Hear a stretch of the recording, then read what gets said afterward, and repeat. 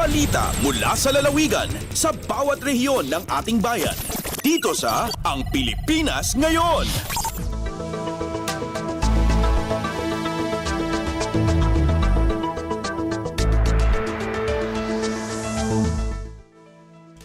Sa ating unang ulat mula probinsya, mga botante sa bayan ng Sarat sa lalawigan ng Ilocos Norte, pinuri ang bagong Automated Counting Machine o ACM sa nationwide roadshow ng Commission on Elections o COMELEC. Ang kambuang detalye ng balitang yan ihatid sa atin ni Ronnie Darilag ng Radyo Pilipinas Lawag. Balay giti pa nagaangay ti Automated Counting Machine Nationwide Roadshow nga indawluan ti Commission on Elections iti Covered Court iti Barangay Tusan Agustin iti Iliti Sarat. Kunan ni COMELEC Sarat Election Officer Robert Fernandez anap nek iti kapaspas ti kabaro nga ACM iti Miro Systems. Inbadad na ang inpadas dagiti nakipagpartisipar iti demonstration ti ACM no sa dino nakita dagiti umili nga gusto ti panagbilang ti machine iti binutusan da iti sample balot. Sigon ken ni Fernandez adda ti may sa partisipante apenadas ng inugudan tinuldukan ken minarkaan ti X iti naipan iti baluta ket nabasa ti machine idintong adda dagiti saan met nga nabasa ti baluta na. Inbalagad ti COMELEC anas ken na fully shaded ti bilog iti abay tinagan dagiti kandidato nga ibutos iti baluta ken saan nga aglabes daytoy. Inayon ni Fernandez nga dapay dagiti sumaruno nga demo ti ACM kadagiti dadduma paya barangay iti nasa nga ili iti masangwanan. Manipod diti Radyo Pilipinas Lawag, Rani Durilag para sa Radyo Pilipinas World Service. Balita mula sa lalawigan sa bawat rehiyon ng ating bayan. Dito sa Ang Pilipinas Ngayon.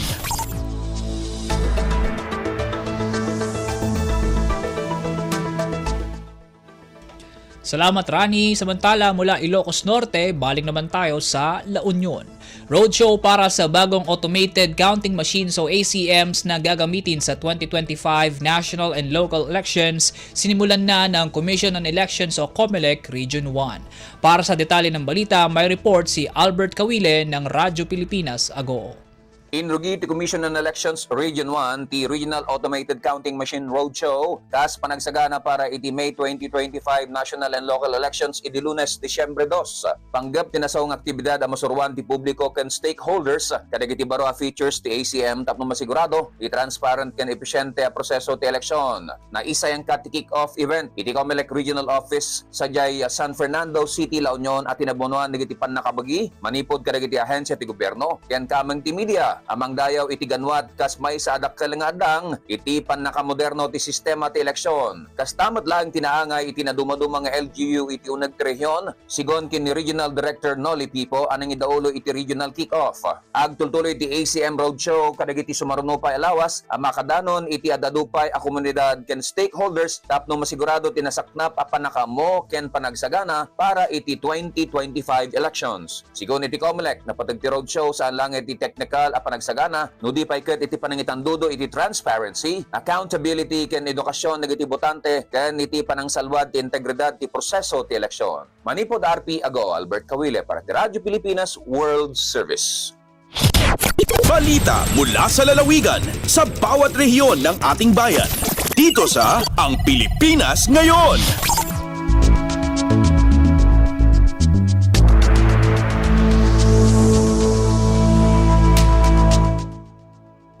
Salamat Albert. Samantala mula Luzon, tawid naman tayo sa Kabisayaan.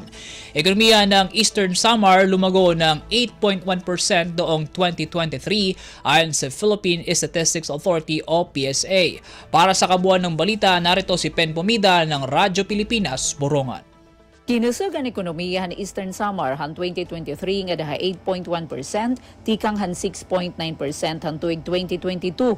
Pinakapaspas nga pag-umento kung ikukumparahan nga tanan nga mga probinsya hariyon 8.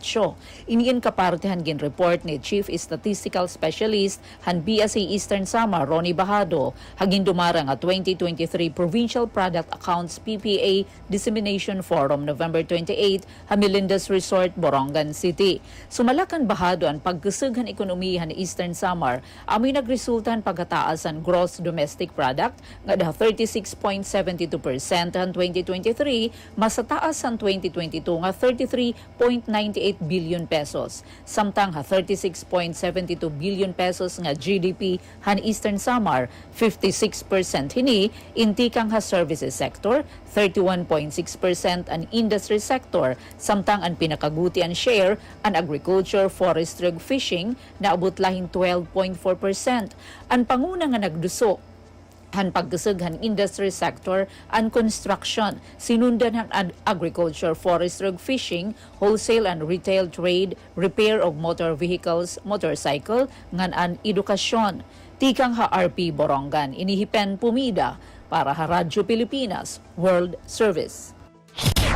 Balita mula sa lalawigan sa bawat rehiyon ng ating bayan. Dito sa Ang Pilipinas Ngayon.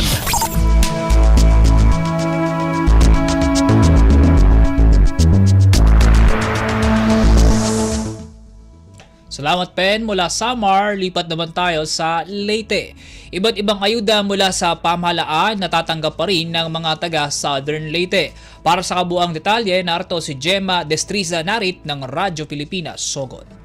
Sunod-sunod pa ang mga ayuda nga madawat sa mga taga Southern Leyte e libana diri sa District 2. Kagahapong adlaw, mga ayuda gikan sa SOPWA, diin ang mga beneficiaries ni ini nakadawat og tag 2,000 pesos ubos sa pagpanguna sa DSWD ug sa mga staff ni Congressman Kukuyap ug ingon man gikan kini sa programa ni Presidente Bongbong Marcos sa tingog party list ug inabagan usab ni Speaker Martin Romualdez. Samtang dito usab sa Pacific area, nagpahigayon usab og payout ang probinsya alang sa programang AKAP kon ayuda para sa kapos ang kita program ug pinaagi usab kini sa tingog party list ug sa Project Mian. Kini gipangunahan ni Governor Mian Mercado, Vice Governor Milay Mercado ug mitabog usab ang kanhi mayor sa Sogod kanhi Provincial Administrator Jason Calva ug ingon man si kanhi o si Mayor Evelyn Lee. Balita gikan sa Sogod, Southern Leyte, Gemma Destriza Narit, Radyo Pilipinas World Service. Balita mula sa lalawigan sa bawat rehiyon ng ating bayan. Dito sa Ang Pilipinas Ngayon.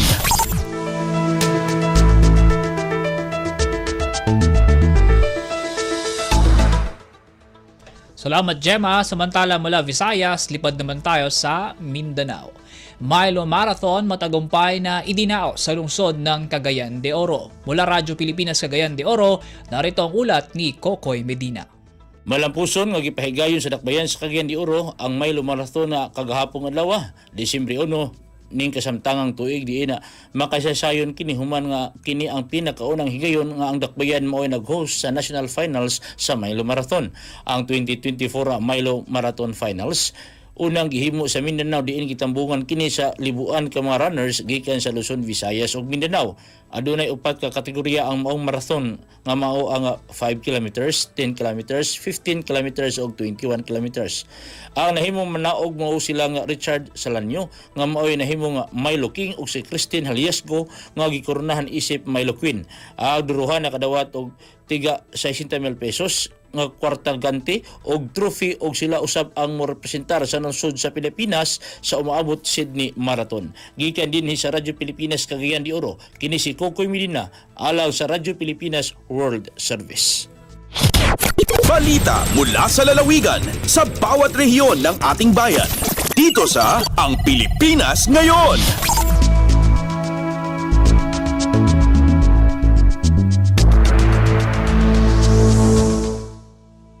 Salamat Kokoy. Mula CDO, balikwas naman tayo sa Zamboanga. Department of Tourism o DOT Region 9 nagsagawa ng Tourism Wellness Program para sa mga senior citizen sa lungsod ng Zamboanga. Mula Radyo Pilipinas Zamboanga, narito ang ulat ni Justin Bulanon.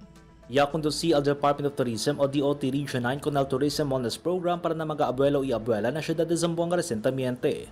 Talkansa na mas de 80 senior citizens na barangay Bolong Ilya pwede receive kunal serbisyo ya dali esta ba naman siya ng ahensya. Objeto del programa del DOT9 dali access na mga senior citizen el mga serbisyo na salud estaba na mga eksperto healthcare provider del syudad.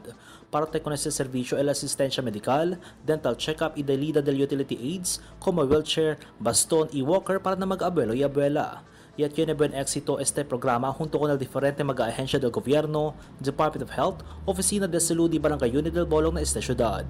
Desde la ciudad de Zamboanga, este si Justin Bulanon para na Radyo Pilipinas World Service. Balita mula sa lalawigan sa bawat rehiyon ng ating bayan. Dito sa Ang Pilipinas Ngayon.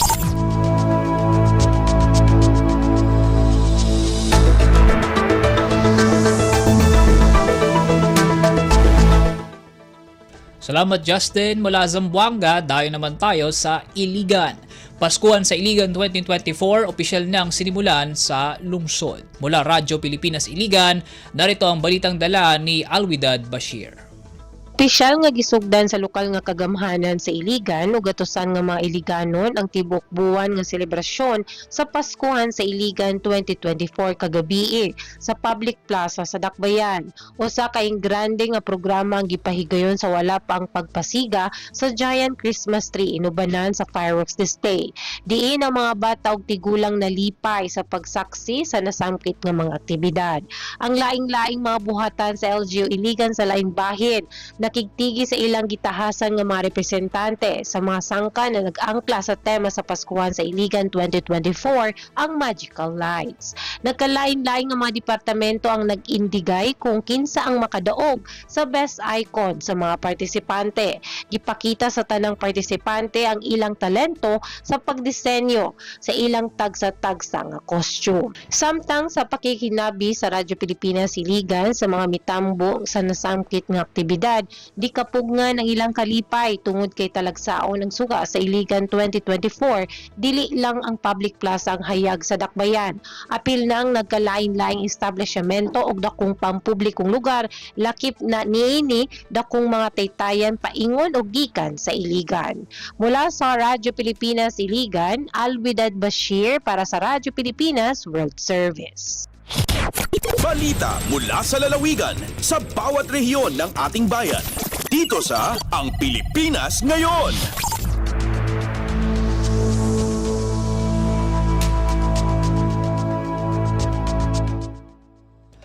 At yan po mga pangunahing balita sa ating mga kapatid na impilan sa iba't ibang dako ng bansa.